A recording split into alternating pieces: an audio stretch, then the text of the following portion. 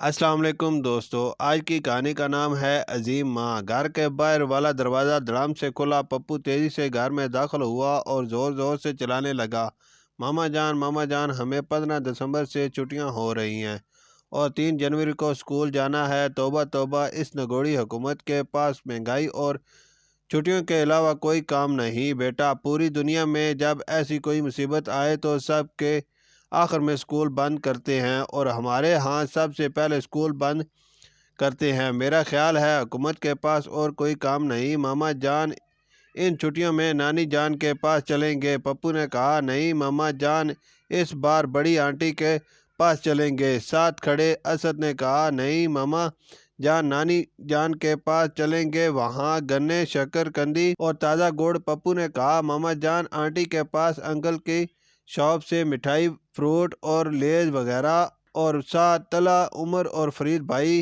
ہیں، خوب کھیلیں گے۔ اچھا بھائی، پہلے بیگ تو رکھو، اتنا وزن اٹھائے کھڑے ہو، آپ کو احساس نہیں ہو رہا؟ رات کو جب آپ کے پاپا آئیں تب فیصلہ کریں گے۔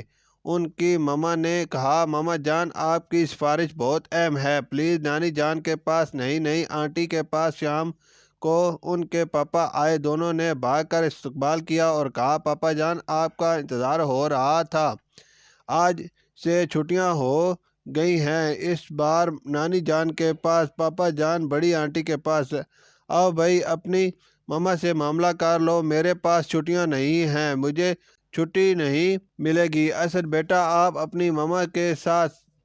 نہیں پاپا جان، اتنا لمبا سفر آپ کے بغیر نہیں کر سکتے، ویسے بھی ماما جان سے چلا نہیں جاتا، ان کے گھٹنوں میں درد ہے، بازار جانا ہو تو راستے میں سانس لینے بیٹھ جاتی ہیں، مجھے بڑی الجھن ہوتی ہے، میں آپ کے بغیر نہیں جاؤں گا۔ اسد نے کہا، بھائی مجبوری ہے، ورنہ آپ کے ساتھ جاتا۔ بھائی، آپ کی والدہ بیماری کی وجہ سے فربا ہو گئی ہیں، ماں تو ماں ہوتی ہے، آپ سامان اٹھا لینا۔ پاپا جان، آپ کی بات تو ٹھیک ہے، مگر مجھے ان کے ساتھ شرم محسوس ہوتی ہے، مجھے جگہ جگہ رک کر ان کا انتظار کرنا پڑتا ہے، کئی واقف کار اور کلاس فیلو دیکھتے ہیں، میرا مذاق بناتے ہیں۔ بھائی، اس میں مذاق اڑانے والی کون سی بات ہے؟ یہ تو نظام قدرت ہے، اس میں آپ کی ماما کا کیا قصور؟ پھر بھی پاپا جان، میں آپ کے بغیر نہیں جاؤں گا۔